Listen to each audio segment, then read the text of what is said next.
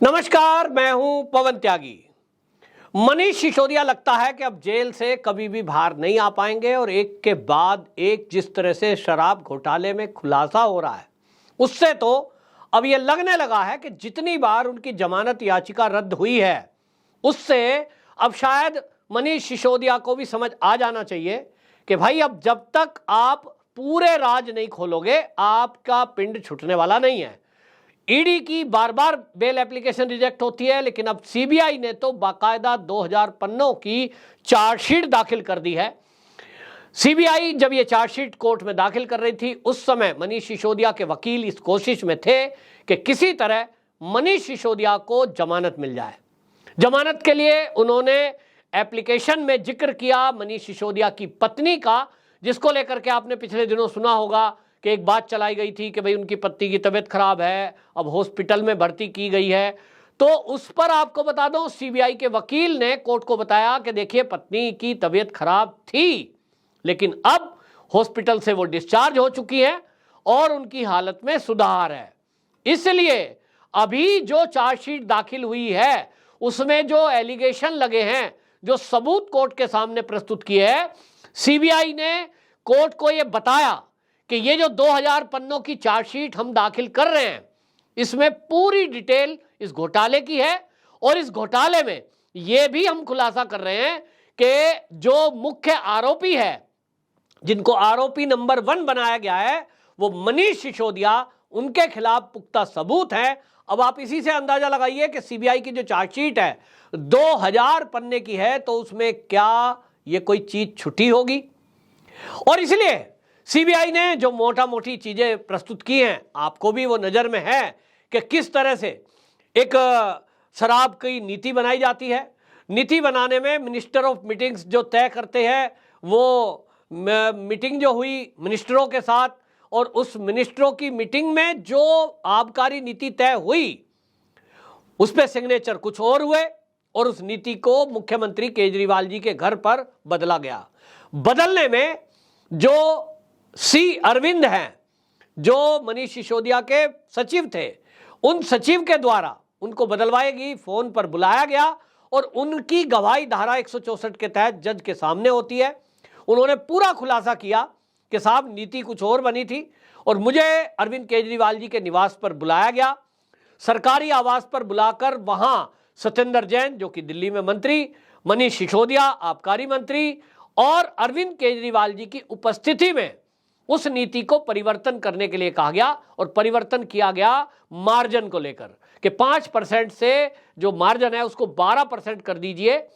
यानी शराब व्यापारियों का फायदा ज्यादा हो, ऐसा नीति में परिवर्तन मुझसे करने को कहा गया। जो मुझसे कहा गया, क्योंकि अधिकारी का तो ये आप समझ लीजिए वो ड्यूटी है कि वो मंत्री के अंडर काम करते हैं, मंत्री जो कहेंगे वो लेटर टाइप करेंगे। तो मंत्रियों ने जो चेंज कराया वो कर दिया, लेकिन किसके कहने पे किया और कहां किया, ये 2 बातें महत्वपूर्ण थी। और इसी के कारण आपको याद होगा कि सीबीआई ने अरविंद केजरीवाल जी को भी पूछताछ के लिए बुलाया था, क्योंकि ये कानून भी है कि अपराध जिस जगह होता है और जो जो उस साजिश में शामिल होते हैं वो भी दोषी माने जाते हैं। तो अरविंद केजरीवाल जी के निवास पर यह नीति का निर्धारण हुआ, अरविंद केजरीवाल जी की उपस्थिति में यह चर्चा हुई और इसलिए कहीं ना कहीं दोषी वो भी हैं और इसलिए सीबीआई की चार्जशीट में अब कहा जा रहा है कि उनका भी नाम है। इसी बिना पर पूछताछ हुई थी और अब यह समझे जाइए कि जब चार्जशीट दाखिल हो गई तो मनीष सिसोदिया के बारे में तो सबूत और गवाह है ही। आगे सीबीआई ने जो सूत्र कह रहे हैं उसमें लिखा है कि अब इसमें फर्दर इन्वेस्टिगेशन के लिए हमको अरविंद केजरीवाल, संजय सिंह और नाम राघव चड्ढा का भी आ रहा है कि इनसे भी पूछताछ करनी है। अब ये बात कितनी सच है कितनी नहीं है ये तो एजेंसियां जानती हैं, लेकिन भारतीय जनता पार्टी के नेता इस तरह का आरोप शुरू से लगाते आए हैं कि इस सारे घोटाले में संजय सिंह भी है और इसमें राघव चड्ढा भी है। अब देखना होगा एजेंसियां जांच करने के बाद क्या तथ्य पाती हैं। हालांकि ईडी की चार्जशीट के नाम पर लेकर जिस तरह से संजय सिंह ने तो बाकायदा एक नोटिस जारी कर दिया था और उस नोटिस के बाद तुरंत प्रेस कॉन्फ्रेंस की गई और संजय सिंह जिस तरह से झूठ का प्रचारण कर रहे थे कि देखिए ईडी ने मुझसे माफी मांगी है, मेरा नाम तो था ही नहीं। ईडी के ऑफिशियल ने फिर उसको तत्काल वेरीफाई किया और ईडी के वकील ने बाकायदा ये धमकी तक दी कि आप ये बयानबाजी बंद करिए, आपका नाम चार्जशीट में है। ये बाय मिस्टेक केवल एक जगह, 4 में से एक जगह स्पेलिंग मिस्टेक है, 3 जगह चार्जशीट में आपका नाम है। तो सवाल ये उठ रहा है कि संजय सिंह फिर इस झूठ को क्यों फैला रहे थे?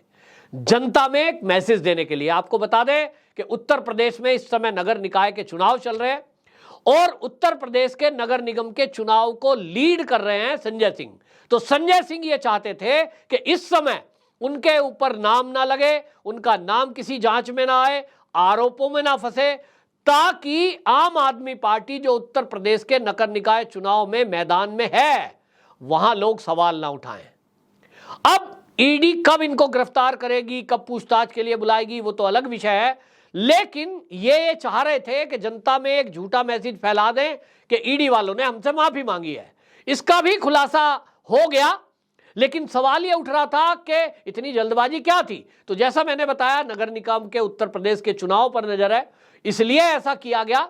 हालांकि आम आदमी पार्टी का कोई आधार पूरी यूपी में नहीं है, लेकिन ये अपनी उपस्थिति दर्ज कराना चाहते हैं नगर निकाय चुनाव के आधार पर।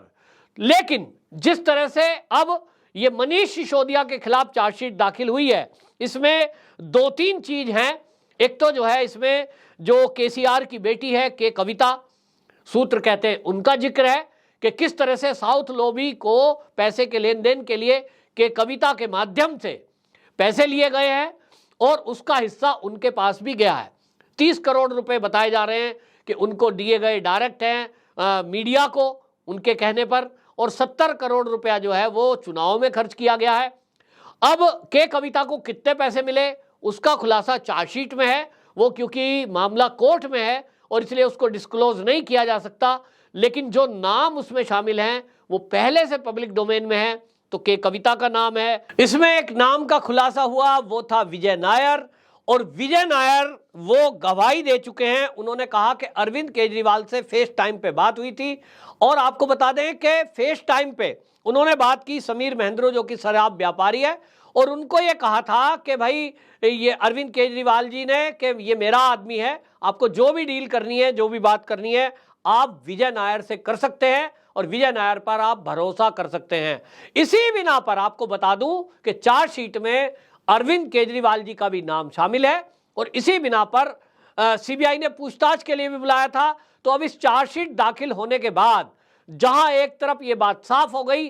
कि मनीष सिसोदिया तो अब जेल से बाहर आने से रहे, उनके लिए तो आरोप तय कर दिए गए हैं और पूरा खुलासा हो गया है कि किस तरह से नीति निर्धारण में परिवर्तन किया गया, शराब व्यापारियों को लाभ दिया गया,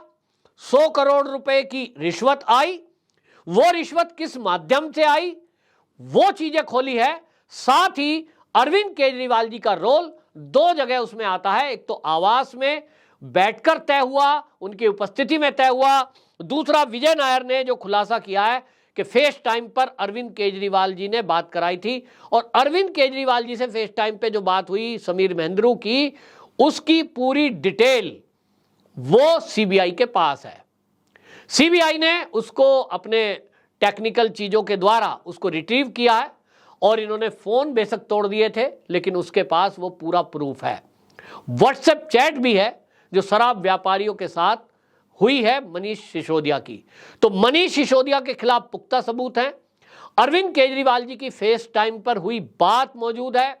और इनके द्वारा ये कहा गया कि ये मेरा आदमी है, ये मौजूद है। और इसी बिना पर मुझे लगता है भारतीय जनता पार्टी के नेता ये दावा कर रहे हैं कि जेल में जाने का नंबर अरविंद केजरीवाल जी का भी है। ये पहले दिन से बीजेपी वाले कह रहे थे, लेकिन अब सीबीआई की चार्जशीट में लग रहा है कि ये पूरा खुलासा हो चुका है। तो अगले कुछ दिनों में अरविंद केजरीवाल जी को भी इसी चार्जशीट के बेस पर गिरफ्तार किया जा सकता है। ये बड़ी खबर सीबीआई के हवाले से आ रही है। वंदे मातरम।